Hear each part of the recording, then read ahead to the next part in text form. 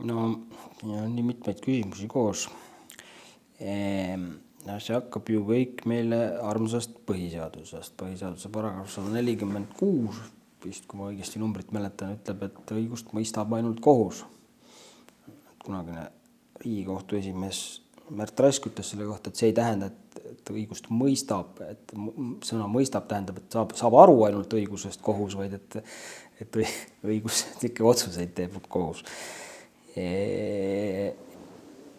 Ehk siis siin on küsimus, et mis põhiseaduse mõttes on õiguse mõistmine ja mis on kohus.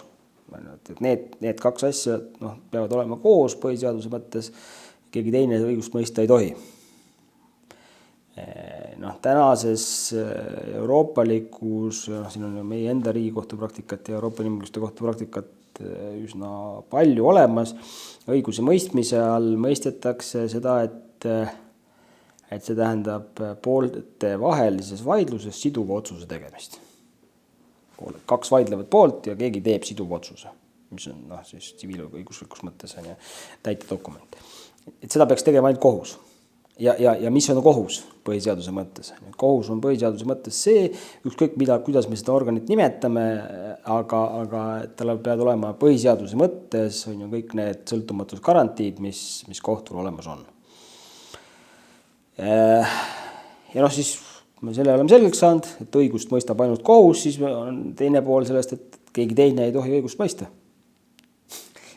Muud organid õigust ei mõista. Me võtame järjest need organid, mis meil siin olemas on töövaidluskomisjon, üürikomisjon või üürivaidluste komisjon olid nimetatud, siis me peaksime küsima, et mida nad teevad ja kas nad on kohus.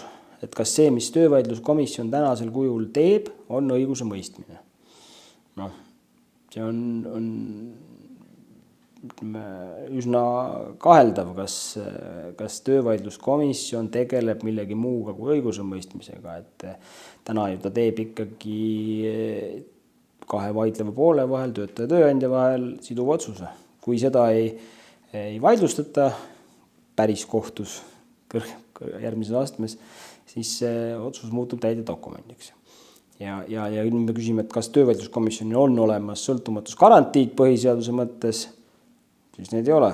Need ei ole eluaegselt nimetatud ametisse, neil ei ole seadusega ette nähtud palka, neil ei ole kõiki muid asju. Varasemalt isegi ei olnud seal juriidilise kõrghariduse nõuet.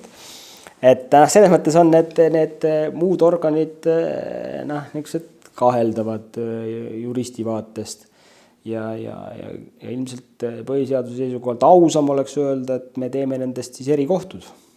Me ütleme, et meil on töökohus. Töövaidluskomisjoni asemel on meil töökohus, kus töötavad inimesed, kellel on siis kohtuniku tasemel sõltumatus ja muud garantiid. Ehk siis, kui nad õigust mõistavad, siis nad peaksid olema ka kohtud. Seda ei ole õnnestunud teha. See jäi ju 2007, kui meil siin see eelmine majanduskriis ukse taga kobistas, siis jäi see tegemata, tööõigus sai reformitud, aga töökohtud jäid tegemata töövaidluskomisjonidest. See oli üks suur poliitiline kompromiss selleks, et tööõiguse reform muus osas läbi läheks. Ilmselt oleks aus see uuesti üles võtta.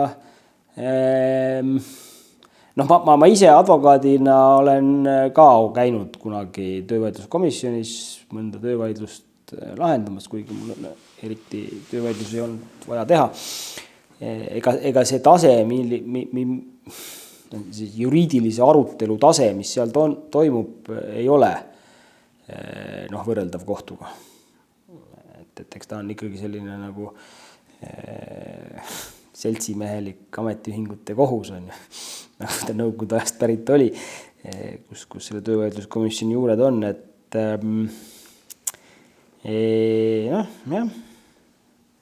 kunagi Justiitsministeeriumis aastal, ma ei tea, mingi 2007-2008 sai ju tehtud põhjalik analüüs selle kohta. Kõik need vaidluste lahendamise organid said ükshaaval läbi analüüsitud Euroopa Inimõiguste Kohtu ja Eesti enda Riigikohtu praktika valguses, et kas sellised organid tegelevad õiguse mõistmisega ja vastavad kriteeriumitele, et nad on kohus põhiseaduse mõttes ja seal jõuti üsna selgelt järeldusele, et see nii kaua, kui need organid tegelevad, teevad sisulisi otsuseid vaidlevate poolte vahel, siis peaksid neil olema ka kohtuga võrreldavad tagatised ja garantiid olemas. Et selles mõttes juriidiliselt võib isegi öelda, et on üksnes aja küsimus, millal keegi selle töövaidluskomisjoni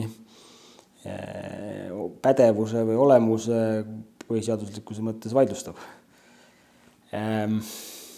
Teistpidi, see on selline tore juristide jutt, et meil kõik peavad olema väga, väga range. Teistpidi, eks nad ju lahendavad väga palju vaidlusi ära. Praktiline vajadus nende selliste asjade järgi on olemas, nad hoiavad ilmselt kokku kohtusüsteemi aega ja ressurssi, kui kõik need vaidlused, mis praegu, ma ei tea, töövaidluskomisjonis või üürikomisjonis ka kohtusse jõuaksid, siis kohtutel oleks mingil määral tööd rohkem. Eks see on valiku küsimus.